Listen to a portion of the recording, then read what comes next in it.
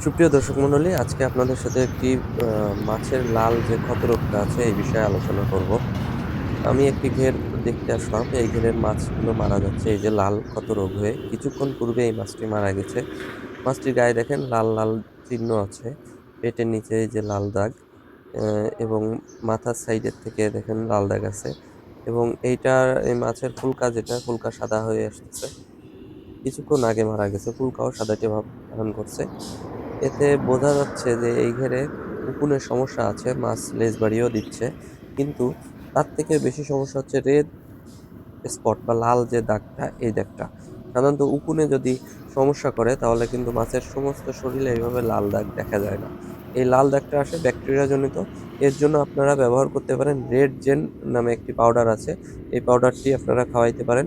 আর উকুনের জন্য দিতে পারেন পন্সেপ।